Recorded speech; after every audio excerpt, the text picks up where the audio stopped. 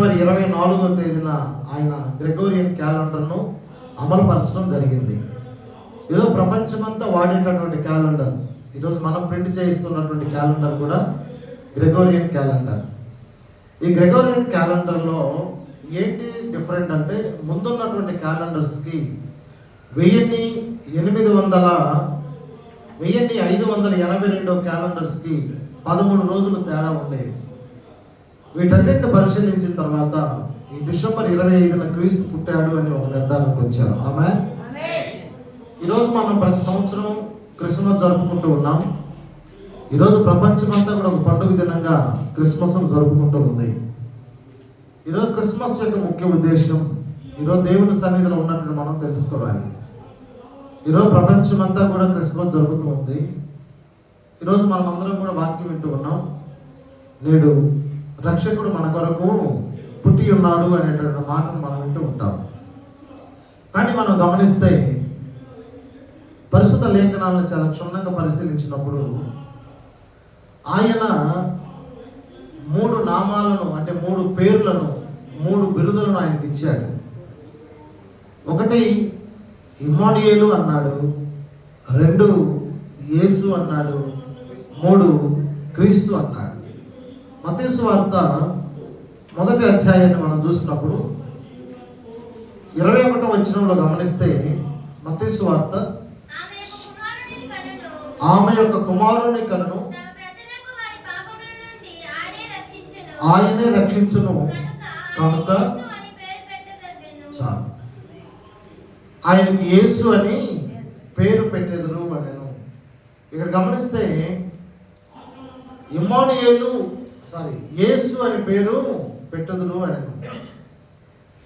యేసేపుతో మాట్లాడుతున్నాడు. యేసేపుకు బయలుపరిచినటువంటి పేరు, యేసేపు నువ్వు భయపడొద్దు, ఆమె గర్భము ధరించినది, ఆ గర్భము పరిశుద్ధాత్మ వలన కలిగినది.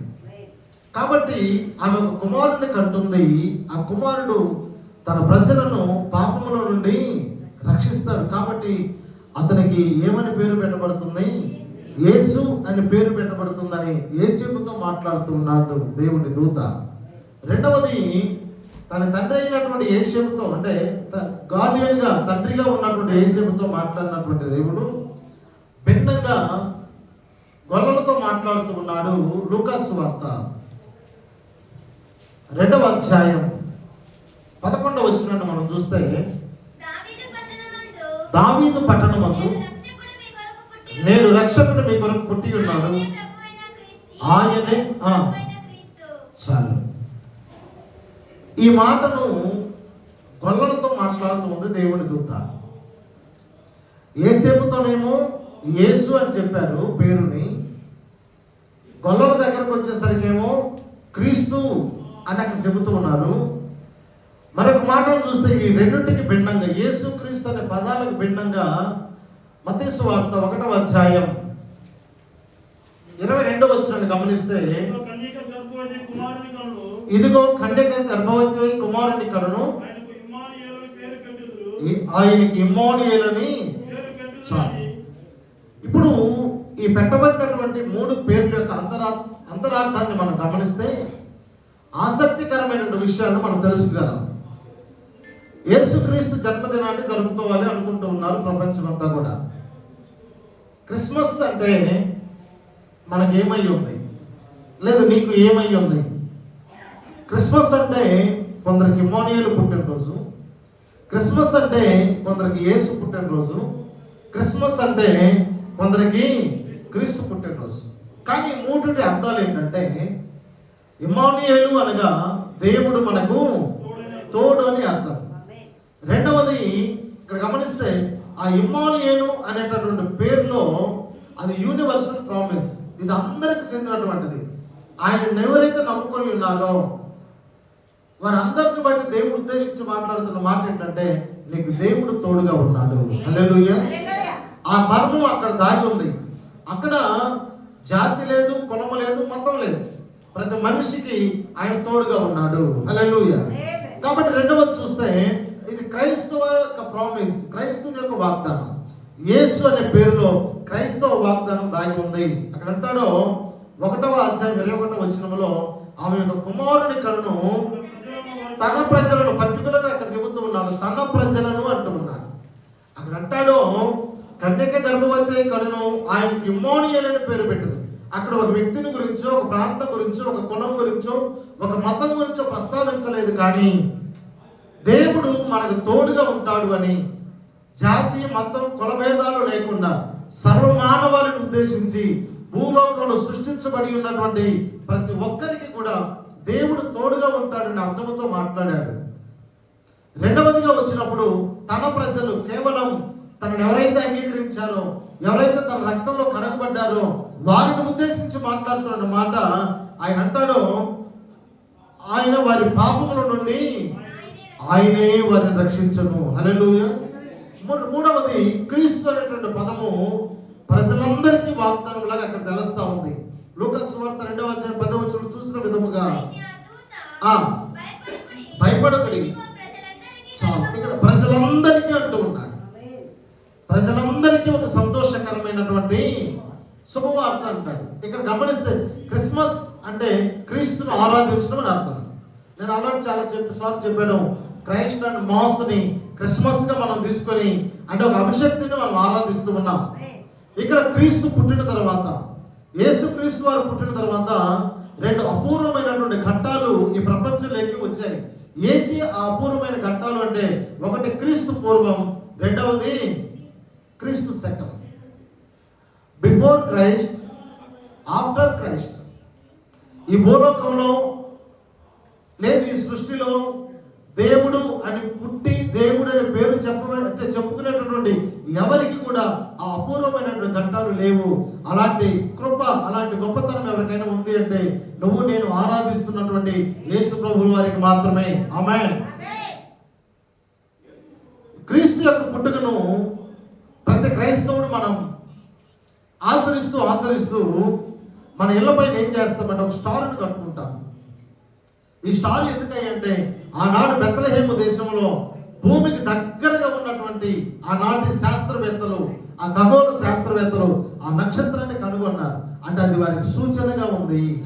ఆ సూచననే ఈరోజు మనం డిసెంబర్ 1 వస్తున్న వెంటనే క్రైస్తవులం అని మనం కూడా మన సూచనను మన ఇంటిని తెలియపరచడానికి మనం ఏం చేస్తామంటే మన ఇంటి గుమ్మానికో మన ఇంటి బాల్కనీలో ఒక స్టార్ను మనం కట్టుకుంటూ ఉంటాం. అయితే ఇక 2 విషయాలు మనం గమనించాలి. యెషయా ప్రవక్త ఆయన చనిపోక ముందు, క్రీస్తు పుట్టక ముందు 7 సంవత్సరాల క్రితమే ఆయన పుడతాడని యెషయా గ్రంథం 7వ అధ్యాయం 14వ వచనంలో ఒకసారి మాట్లాడి ఉన్నారు. ఆ మాటను మనం ధ్యానించుకుందాం. కాబట్టి ప్రభువు దాని ఒక సూచన మీకు చూపును ఆలకించుడి. కన్యక గర్భవతి కుమారుని కని అతనికి ఇమ్మానుయేలు అని పేరు పెట్టును. కీడును విసర్జించుటకును మేలును కోరుకొనుటకును అతనికి తెలివి వచ్చినప్పుడు అతడు పెరుగు తేనెను తినును. హల్లెలూయా. అంటే 700 సంవత్సరాల ముందే వాగ్దానం, ప్రవచనం. ఆ ప్రవచనాన్ని 700 సంవత్సరాల తర్వాత నెరవేర్చడానికి యేసుప్రభు వారు ఈ భూలోకంలో పుట్టాడు.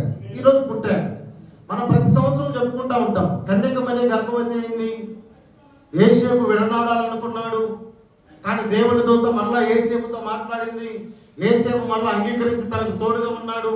తర్వాత ప్రజాసంఖ్య రాయవలనని వారు ఇరువురు బెత్లెహేముకి వెళ్ళారు. గాడి మీద ప్రయాణం చేసి అక్కడికి వెళ్ళిన తర్వాత అక్కడ స్థలము లేనందువల్ల పశువుల పాకలు ఆయన ఉండాల్సి వచ్చింది అని చెప్పుకుంటాం. అవన్నీ కూడా ప్రక్రియ, అవన్నీ కూడా ఓకే.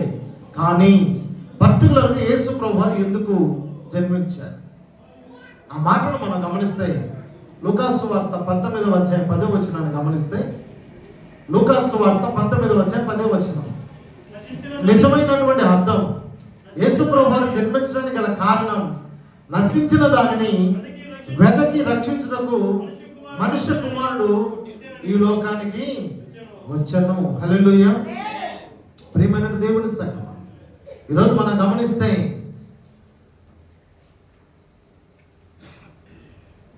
చెప్పులు తెగిపోయాయి. ఎవరి దగ్గరికి వెళ్తాం? చెప్పులు కుట్టేవాడి దగ్గరికి వెళ్తాం.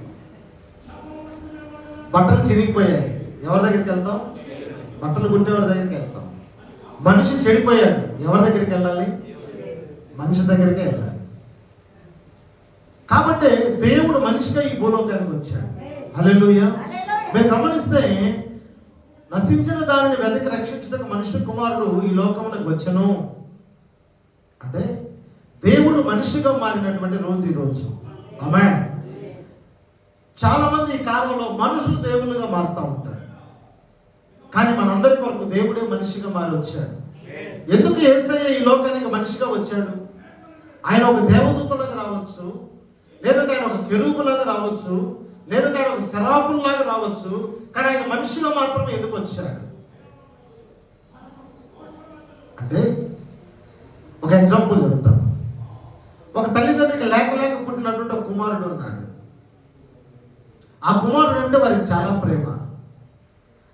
ఆ కుమారుడు చదువుతూ 9th క్లాస్ చదువుతున్న సమయంలో తన పుట్టినరోజు అప్పుడు వాళ్ళ నాన్న దగ్గరికి వెళ్ళి నాకు ఒక 1000 రూపీస్ ఇవ్వు, నేను ఫ్యాన్సీ స్టోర్కి వెళ్ళి ఒక బొమ్మ కొనుక్కోవాలి అని అడుగుతాడు. నేను కూడా వస్తాను, నీతో కలిసి తీసుకుందాం. లేదు లేదు నేను వెళ్ళి తెచ్చుకుంటాను అంటాడు. ఆ బాబు వెళ్ళాడు, అక్కడ ఉన్నటువంటి ఒక బొమ్మను చూశాడు. నాకు ఆ బొమ్మ కావాలి అని ఆ యొక్క స్టోర్లో ఉండేటటువంటి అబ్బాయిని అడిగాడు. ఆ అబ్బాయి ఏం చేశాడంటే ఆ స్టోర్లో ఉన్న ఆ బొమ్మను చూసి ఈ బొమ్మ నీకు కావాలన్నప్పుడు నాకు ఆ బొమ్మ కావాలి అన్నాడు. ఆ డిస్ప్లేలో ఏ బొమ్మ అయితే ఉందో అదే బొమ్మని బాక్స్ ఓపెన్ చేసి ఒక న్యూ పీస్ ఆ బాబుకి ఇచ్చాడు. ఆ బాబు అంటాడు, లేదు లేదు నాకు అదే బొమ్మ కావాలి. రే బాబు, అదే బొమ్మ ఈ బొమ్మ, అక్కడ ఏ కలర్ ఉందో అదే కలర్, అది ఏ బ్రాండ్ అదే బ్రాండ్, బొమ్మలో తేడా లేదు, కానీ ఆ బొమ్మే ఈ బొమ్మ, కాబట్టి ఇది న్యూ పీస్, అది పాతది మేము డిస్ప్లే కోసం పెట్టాము.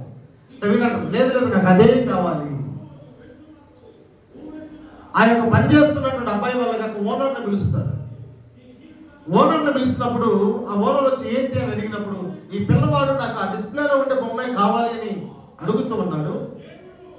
లేదు నాన్న, అదే బొమ్మ కొత్తది నీకు కొంటున్నావు కాబట్టి నీకు కొత్తది ఇవ్వాలి, అది చూసేదాని కొరకు అలాంటివి మా షాపులో దొరుకుతాయి అని చెప్పడం కొరకు అక్కడ ఉంచింది అని చెప్పినా కూడా ఈ బాబు వింటం లేదు. లేదు లేదు నాకు అదే బొమ్మ కావాలంటూ ఉన్నాడు అని ఆ యజమానుతో పనిచేసే అబ్బాయి చెప్పినప్పుడు ఆ ఓనర్ వచ్చి, బాబు అది కాలు విరిగినటువంటి బొమ్మ కాబట్టి అది నీకు ఇవ్వటం కుదరదు, కాబట్టి అది ఎవరు కొనరు కాబట్టి దాన్ని ఆ డిస్ప్లేలో అంటే మనుషులు చూడటానికి పెట్టింది, అది అమ్మటానికి పనికిరాదు అన్నాడు. ఆ పిల్లోడు అప్పుడు తన ప్యాంట్ ఇలా పైకి ఎత్తడం ప్రారంభించాడంట. కారణం, నాకు కూడా ఒక కాలు లేదు. ఆ బొమ్మను నువ్వు ఎలాగైతే ఈయన పక్కన పారేసామో నా ఫ్రెండ్స్ మా ఊళ్ళందరూ కూడా అన్ని విషయాలు నన్ను పక్కన పెట్టేశారు. కాబట్టి ఆ పక్కన పెట్టేసినటువంటి బొమ్మ దాని బాధ నాకు తెలుసు, దాని వేదన నాకు తెలుసు. ఎందుకంటే అది పనికిరానిదిగా పక్కన వేయబడింది. ఈరోజు సమాజంలో నేను కూడా కాలు లేదు కాబట్టి నా పరిస్థితి కూడా అదే అని ఆ కాలు లేనటువంటి బొమ్మ పరిస్థితి ఆ కాలు లేని బాబుకి తెలుస్తుంది. అలాగే మనిషి యొక్క బాధ ఎవరికి తెలుస్తుంది? మనిషికే తెలుస్తుంది. కష్టాలలో ఉన్నటువంటి వాడి బాధ కష్టాలలో ఉన్న వాడికి అర్థమవుతుంది. హల్లెలూయా. కాబట్టి నీ బాధను ఆయన అర్థం చేసుకోవడానికి ఆయన మనుష్య కుమారుడిగా ఈ రోజు నీ కొరకు జన్మించాడు. హల్లెలూయా. ఆయన ఎందుకయ్యా దేవదూతగా రాలేదు అంటే ఒక మనిషి యొక్క వేదన ఒక మనిషికి మాత్రమే తెలుసు. ఒక మనిషి యొక్క బాధ కష్టం ఒక మనిషికి మాత్రమే తెలుసు. అందుకే 2025 సంవత్సరాల క్రితం ఒక మనిషిగా నీ కోసం నా కోసం మనందరి కోసం ఈ భూలోకానికి ఆయన వచ్చి ఉన్నాడు. ఆమేన్.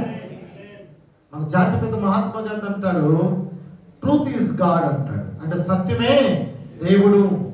ట్రూత్ లీడ్స్ టు విక్టరీ అంటాడు. అంటే సత్యమేవ జయతే అంటాడు. ఈరోజు చెప్పబడిన ప్రతి ఒక్కరు కూడా సత్యమే దేవుడు, సత్యమేవ జయతే అంటారు. మీరు గమనిస్తే ఎక్కడన్నా ఈ 3 సింహాల బొమ్మ ఉన్నప్పుడు ఆ కింద ఉంటుంది సత్యమేవ జయతే అంటే సత్యమే దేవుడు అంటాడు. కానీ నువ్వు నేను ఆరాధిస్తున్నటువంటి యేసు ప్రభు వారు మాత్రమే నేనే సత్యం అని చెప్పగలిగాడు. హల్లెలూయా. అందులోనే ఉంది నేనే దేవుడను అని అర్థం. ఆయన సత్యమే దేవుడని చెప్పలా, ఆ సత్యాన్ని నేనే అంటూ ఉన్నాడు. కాబట్టి ఆయన దేవుడిగా ఉండి కూడా ఆయన నీ కొరకు నా కొరకు మన మధ్యలో మనందరి కొరకు మనిషిగా పుట్టాడు. ఆమేన్. మనం గమనిస్తే ఆయన ఎందుకు వచ్చాడయ్యా అంటే నీలో ఉండటానికి వచ్చాడు, నాలో ఉండటానికి వచ్చాడు, మనతో ఉండటానికి వచ్చాడు. బైబిల్లో 2 నిబంధనలు ఉన్నాయి. ఒకటి పాత నిబంధన, మరొకటి నూతన నిబంధన. పాత నిబంధన కాలం వేరు, క్రొత్త నిబంధన కాలం వేరు.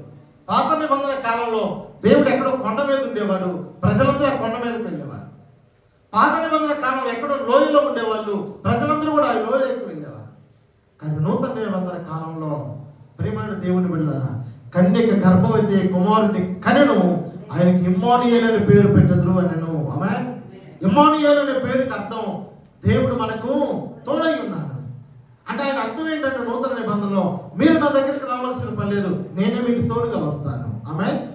నేను మీ ఇంటికి తోడుగా వస్తాను, నేను నీకు తోడుగా వస్తాను, నేను నీ కుటుంబానికి తోడుగా వస్తానని ఆయన మనల్ని ఆయన దగ్గరికి పిలిపించుకోవట్లేదు, కానీ మన దగ్గరికి ఆయన రావడానికి సిద్ధంగా ఉన్నాడు. హల్లెలూయా. కానీ మనం ఏమనుకుంటామంటే యేసుక్రీస్తు ఫోటో తీసుకెళ్ళి ఒక మూల పెట్టేసి ఆదివారం రోజు మాత్రం పోయి ప్రార్థన చేసుకొని అయా చేయి నెత్తిన పెట్టి ప్రార్థన చేయి ఆశీర్వదించు, సోమవారం, మంగళవారం, బుధవారం, గురువారం, శుక్రవారం, శనివారం ఇంకా మళ్ళా కారణం, మళ్ళీ ఎప్పుడు కానొస్తాం? ఆదివారం కానొస్తాం. కానీ ఆదివారం రోజు మాత్రమే నీకు తోడుగా ఉండాలని ఆయన మనుష్య కుమారుడిగా రాలేదు. ఆయన ఆదివారం మొదలుకొని మరణం ఆదివారం వరకు, సోమ, మంగళ, బుధ, గురు, శుక్రు, శని అన్ని రోజులు, అన్ని సమయాలు, అన్ని గంటలు నీకు తోడుగా ఉండాలని ఈ భూలోకానికి వచ్చాడు. హల్లెలూయా. ఒక మాట చెప్పనా, నువ్వు ఆదివారం రోజు మాత్రమే వచ్చి సోమవారం రాకుండా, మంగళవారం రాకుండా, బుధవారం రాకుండా, గురువారం రాకుండా, శుక్రవారం రాకుండా, శనివారం రాకుండా, వారమంతా రాకపోయినా మరణ ఆదివారం వస్తే ఆయన నేను చేర్చుకుంటూ ఉన్నాడు. నీ ప్రార్థన ఆయన వింటూ ఉన్నాడు. ఆయన చెప్పినటువంటి నియమం నువ్వు పాటించకపోయినా, నువ్వు ప్రార్థించకపోయినా, పాట పాడకపోయినా, స్తుతించకపోయినా, వాక్యం ధ్యానించకపోయినా, వాక్యం వినకపోయినా, మిగతా 6 రోజులు నువ్వు ఆయనకు దూరంగా జీవించినా కూడా ఆయన నేను మరలా ఆదివారం రోజు ఆశీర్వదిస్తూనే ఉన్నాడు. హల్లెలూయా. ఎందుకు ఆయన మరలా ఆశీర్వదిస్తానంటే ఆయన అంటాడు, నా యొద్దకు వచ్చే వారిని నేను ఎన్నడూ త్రోసివేయను అంటే. యోహాను సువార్త 6వ అధ్యాయం 38వ వచనాన్ని మనం ధ్యానించినప్పుడు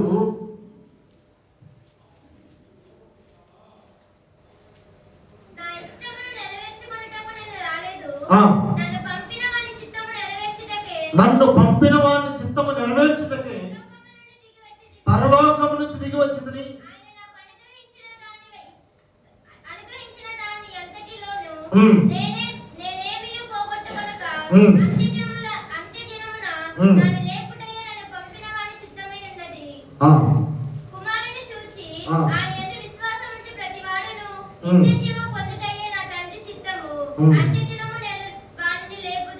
హల్లెలూయా.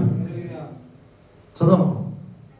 కాబట్టి నేను పరలోకము నుండి దిగి వచ్చిన ఆహారమని ఆయన చెప్పునందున యూదులు ఆయన గురించి సణుగుకొనుచు, ఈయన యోసేపు కుమారుడైన యేసు కాడా, ఈయన తల్లిదండ్రులు మనం మెరుగుదుము కదా, నేను పరలోకము నుండి దిగి వచ్చి ఉన్నానని ఈయన ఎలాగో చెప్పుచున్నాడండి. అందుకు యేసు, మీలో మీరు సణుగుకొనకుడి, నన్ను పంపిన తండ్రి వారిని ఆకర్షించితేనే కానీ ఎవడును నా యొద్దకు రాలేడు. అంత్య దినమున వారిని నేను లేపుదును, వారందరూ దేవుని చేత బోధింపబడుదురు.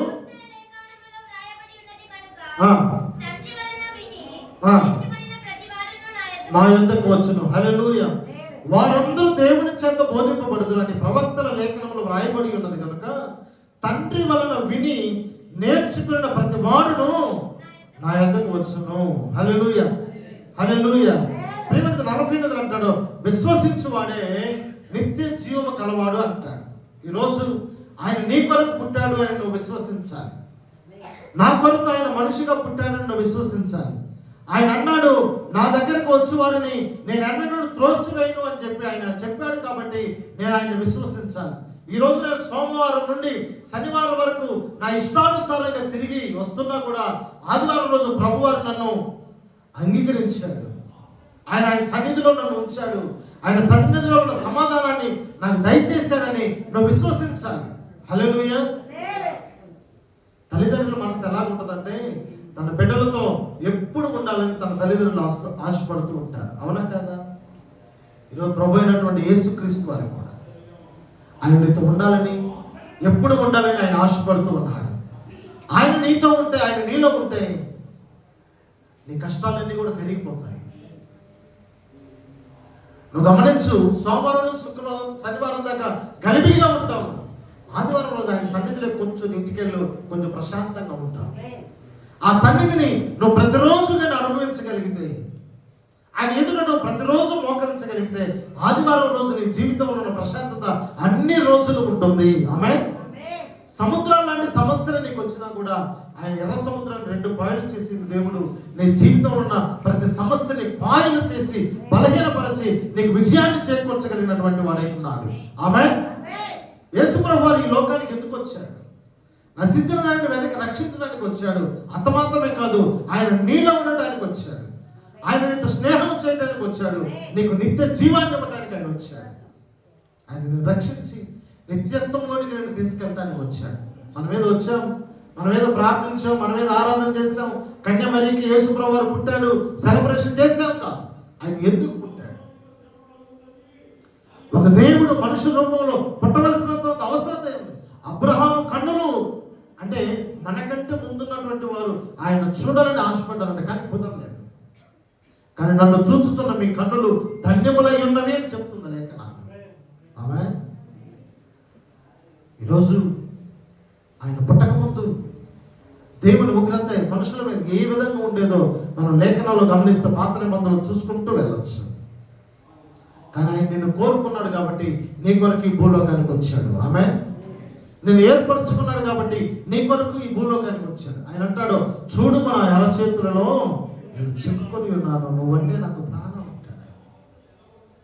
ఆయన నీ దగ్గరకు వచ్చే కొద్దీ, ఆయన నిన్ను వెంబడించే కొలది ఆయన అంటే నీకు గౌరవం లేకుండా పోయింది. ఆయన అంటే నీకు విలువ లేకుండా పోయింది.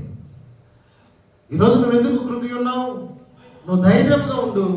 నేను నీ కొరకు ఈ లోకానికి వచ్చానని ఆయన చెబుతూ ఉన్నాడు వాక్యం ద్వారా. ఆమేన్. ఒక పెద్ద ఆయన అన్నాడంట, ఈ పాస్టర్కి ఎందుకు ఇన్ని కష్టాలు? తాగుబోతాన్ని మార్చాలంటాడు, తిరుగుబోతాన్ని మార్చాలంటాడు, పాపిని మార్చాలి. వీటన్నిటికీ మూలం ఎవరు? సాతాను. సాతాన్నే మారిస్తే పోనా అని ఆ పెద్ద 21 రోజులు ఉపవాసం ఉండి ప్రార్థన చేశాడంట. సాతాన్నే మార్చాడు. కళ్ళు తెరిచి చూస్తే సాతాన్నే వచ్చిన పడేదంట. అలా అంటే సాతాన్ని ఎవరు మార్చండి, కానీ మనిషి మారాలి. హల్లెలూయా. మనిషి ఆలోచన విధానం మారాలి. మనిషి తాను జీవిస్తున్న కొలది తన కష్టం వస్తూ ఉంటే దేని వైపు చూస్తూ ఉంటాడు. సమస్య వస్తే ఏదేదో ఆలోచిస్తాడు. నాతో దేవుడు ఉంటే, లేదు నేను దేవుడితో ఉంటే. దేవుడు నీతో ఉన్న ఆశీర్వాదమే, నువ్వు దేవుడితో ఉన్న ఆశీర్వాదం. చెప్పాను కదా ఒకసారి, కరెంటు సప్లై ఉన్నటువంటి వైర్ వచ్చి నీ మీద పడ్డా నీకు అపాయమే, నువ్వు వెళ్ళి కరెంటు మీద పడ్డా అపాయమే. పవర్ ఏమో ఒకటే. అలాగే నువ్వు దేవుని దగ్గరికి వెళ్ళిన ఆశీర్వాదమే, దేవుడిని నీ దగ్గరికి తీసుకొచ్చుకున్న ఆశీర్వాదం. నువ్వు దేనికి క్రిస్మస్ రోజున ఆయన నీ కొరకు పుట్టాడు, నీతో ఉండాలని పుట్టాడు, నీతో జీవించాలని పుట్టాడు, నీతో స్నేహం చేయాలని పుట్టాడు. నువ్వు ఆయన చేర్చుకోవడానికి, ఆయనతో సహవాసం చేయడానికి నువ్వు సిద్ధంగా ఉన్నావా? హల్లెలూయా. వీళ్ళు వాళ్ళు మాట్లాడే మాటలకు నువ్వు భయపడుతూ ఉంటావు, కానీ నా దేవుడు నాతో ఉన్నాడు అన్న ధైర్యం నువ్వు కలిగి ఉండాలి. ఆమేన్. ఆయన నీతో ఉన్నాడు అన్న ధైర్యం నీతో ఉంటే మనుషుల మాటలకు నువ్వు భయపడవు, మనుషులు పెట్టే కష్టాలకు నువ్వు భయపడవు. ఎందుకంటే నిన్ను పిలిచినటువంటి దేవుడు నిన్నేదైనంటే బాధపడాలి.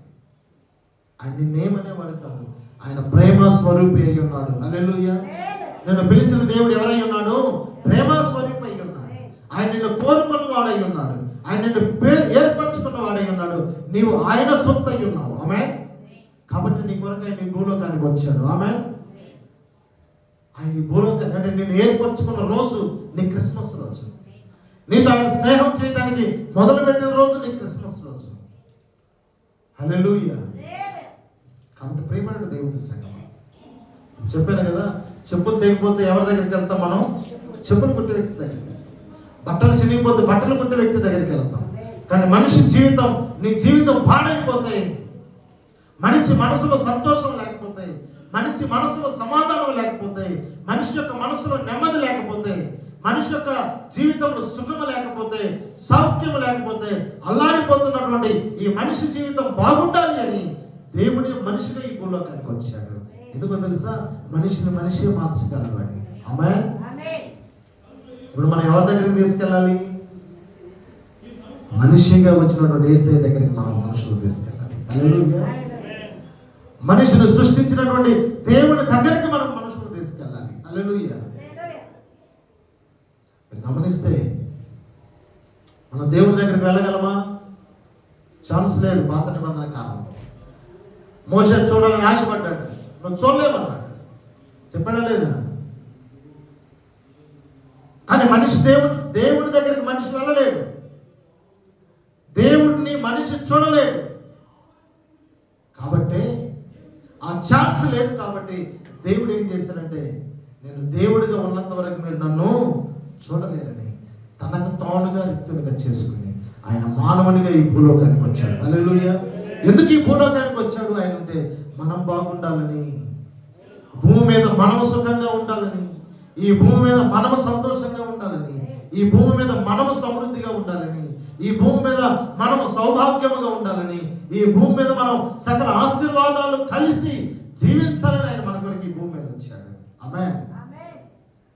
కానీ నీకుండే సమస్యలను బట్టి నువ్వేవేవి కూడా పొందుకోకుండా మనిషి సంతోషంగా ఉండాలి అంటే మనిషి సృష్టించిన దేవుడి దగ్గరికి వెళ్ళాలి. హల్లెలూయా. కానీ మనిషిని సృష్టించినటువంటి దేవుడి దగ్గరికి వెళ్ళడం మనిషికి సాధ్యం కాదు. అది సాధ్యం కాదు. కాబట్టి మనిషి బాగుండాలని, మనిషి బంగారంలో బ్రతకాలని ఆ దేవుడే భూమి మీదకి మనిషిగా వచ్చిన రోజే ఈ క్రిస్మస్ రోజు. ఆమేన్. హల్లెలూయా. కన్యక గర్భవతి అయింది, యేసేపు విడాలనుకున్నాడు. ఇవన్నీ కూడా ఒక ప్రాసెస్. అయితే ఆయన ఎందుకు వచ్చాడు? హల్లెలూయా. ఇక్కడ మనకు ప్రాముఖ్యం ఏంటి? ఆయన ఎందుకు వచ్చాడు? దేవుడిగా ఉన్నటువంటి వ్యక్తి మనిషిగా రావడానికి గల కారణం ఏంటంటే ఒకటే పాయింట్, ఆయన దేవుడిగా ఉంటే నువ్వు నేను మనం ఎవరు ఆయన దగ్గరికి వెళ్ళలేము, ఆయనను చూడలేము, ఆయనతో మాట్లాడలేము.